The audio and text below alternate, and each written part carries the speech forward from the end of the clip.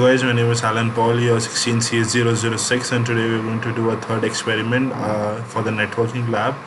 And the topic for today's networking for the topic is IP addressing and subnetting. So, what is subnetting? Subnetting basically means dividing address or an IP address into two parts. Now, what is a subnet mask? Therefore, a subnet mask is basically a subnet mask is an IP address divided into both network address and host address, and putting all network address bits to one gives us the subnet mask, and the IP address and the subnet mask put together is equal to the network address. So therefore we have our first scenario which has been given to us. So the first question is, based on the topology, how many subnets are needed?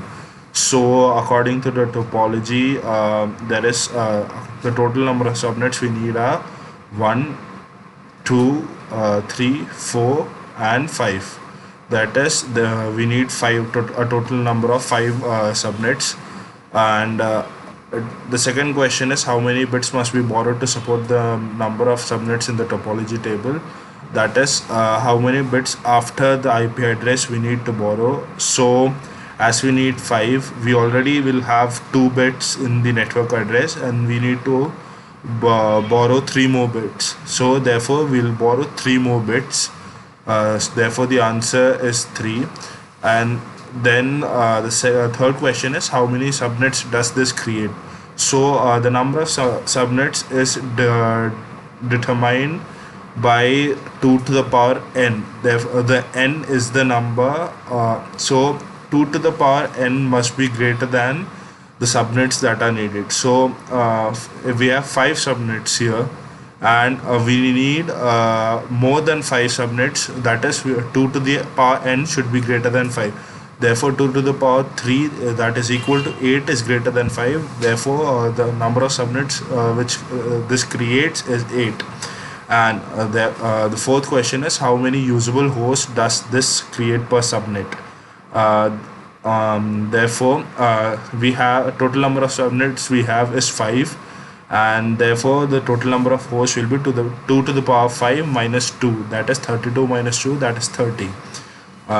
Now we have, this is the IP address. We have classified the network address into 5 types: type A, type B, type C, type D and E. D and E are not used for educational purposes. Type D and E are all reserved for research purposes. So all type A, type B and type C are reserved for education. So therefore class A, class B and class C are reserved for educational purposes, and the rest of the business purposes and etc. So in class A, the first a octet is for network, is the network address. All the rest are the host address. In class B, the first 2 are the network addresses, and the other 2 are the host addresses. In class C, the first 3 are the network addresses, and the last one is the host address. So now in this network we have class C. This is a class. This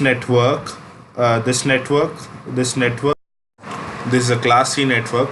So the first and the last addresses are the first and the last addresses are reserved for the network address and the broadcast other. The rest of the addresses are used.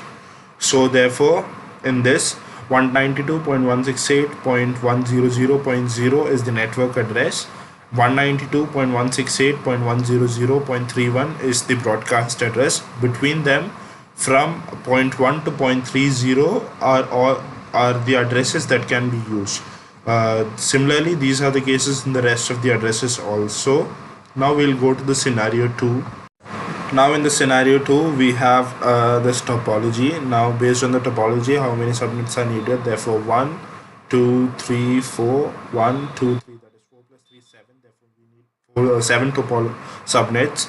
How many bits must be borrowed to support the number of subnets in the topology table? Therefore, like the earlier scenario, we need again, we already have 2 in the host address, we need to borrow 3 more. Therefore we need 3 more bits. And how many subnets does this create? That is 2 to the power n should be greater than 7. Therefore 2 to the power 3 equal to 8. Therefore the number of subnets this creates is now 8. And how many usable hosts does this create per subnet? Is 2 to the power 5 minus 2, that is equal to 30.